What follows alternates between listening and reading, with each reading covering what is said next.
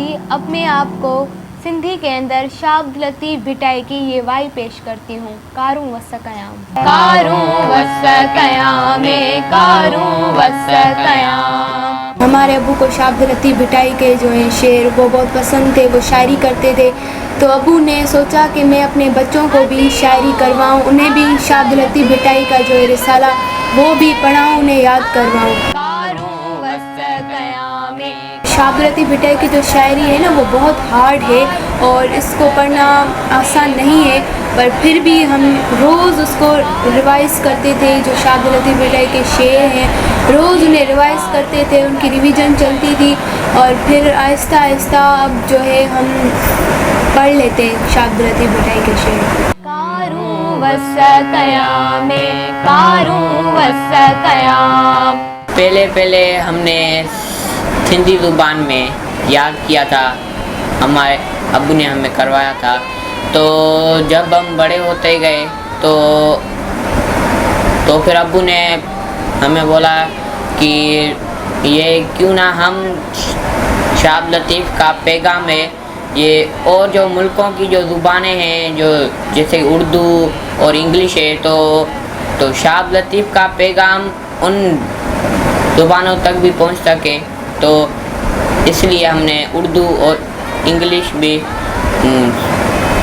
में भी बेत सीखना शुरू किए।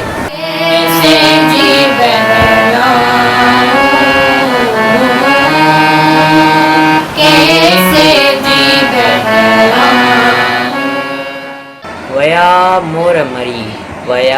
मोर मरी हंज न रहियो हिकिड़ो, उन्हें आखिरन ते वेठा चिब चढ़ी, हंस रहा ना कोई अब तो मोर भी मर गए सारे। पढ़ाडो सोई सॾ वर वाईअ जो जेलही, हुआ अॻे गॾु ॿुधण में ॿ थिया, एक सदा एक गूंज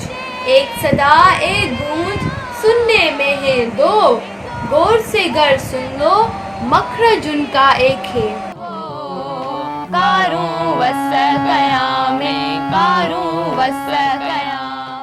कई सदियां पहले उन्होंने हमें ये समझाया था कि जो सब इंसान हैं वो सब बराबर हैं, किसी में कोई भी फ़र्क नहीं है, सब इंसान बराबर हैं और सारे इंसानों को भाईचारे से रहना चाहिए, बराबरी से रहना चाहिए। जैसे कि हुब्बुल वतनी है, हुब्बुल वतनी उनमें हो। अल्हम्दुलिल्लाह हम सिंध के वो वाहिद बच्चे हैं जिन्हें शाह अब्दुल लतीफ़ भिटाई का अवार्ड मिला है और जो सिंध का सबसे बड़ा अवार्ड है, और हमें छोटी उम्र में कम उम्र में ये अवार्ड मिला है।